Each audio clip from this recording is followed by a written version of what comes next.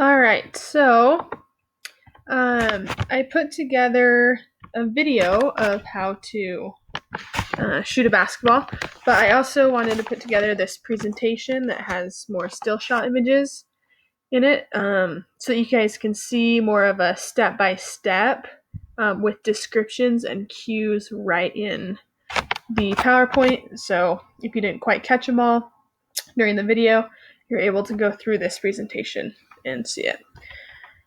So, like I said, the acronym we're using is BEEF, balance, eyes, elbow, and follow through. And we're just going to go through these step by step, and I'll give you more information on what all of these mean. So first we have balance. So as you can see, he is facing the target. So the target in this case is the basketball hoop. You can see that his feet are about shoulder length apart. So right here, they're about shoulder length apart. He's wide, and you can tell he's balanced. If someone is to run into him, he's pretty sturdy. He's not going to tip right over. And they're about shoulder length apart. And then his knees here are bent, and his hips are bent as well. So he's flexed the whole way. So this will help be able to give him more strength to jump when he's shooting, which will help get the ball all the way to the hoop. Next, we have eyes. So your eyes should obviously be focused on the target, which in this case is the hoop, while shooting. It seems pretty obvious, but a lot of people will just, gather their shot and throw it up, and they won't necessarily be focused on the hoop. There's different places on the hoop that you can be looking at. A lot of people will look just right here, just on the inside of the back part of that rim. So it's getting up and over the rim, but not going too far that it's just hitting and kind of breaking off of the backboard. So that's a great target to look at when you're shooting.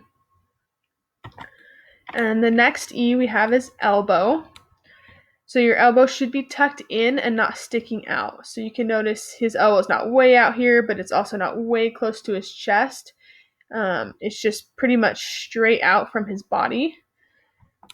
And then it is also bent at about a 90-degree angle right here, that angle. All right, and then we have follow through. So this is one of the most important parts of a basketball shot. So if your follow through is off, then most likely your shot is going to go off. It's not going to be as accurate. So when you're following through, you want to make sure your arm and elbow are high and all the way extended so that you're getting the ball up and over the rim. You want to flick the wrist down so it kind of looks like, people will call it like a gooseneck, with your hand kind of being the head of the goose. And then you want to hold that follow through all the way until the ball contacts the basket. And one other way that people kind of use imagery during the follow through is they say it's basically like you're dipping a cookie into a glass of milk that's way up high. So you just want to really extend all the way and dip that cookie right into the milk. All right, so that's the acronym that we will be using a lot in class for this next class session or two while we're going through basketball shooting form. So when I say BEEF, just kind of have that mental checklist and make sure you're going through each of the steps and following the cues so that your shots will be more accurate. And then we will be having a little assessment, a little quiz on this at the beginning of next class on the cues before we start actually demonstrating or practicing shooting form.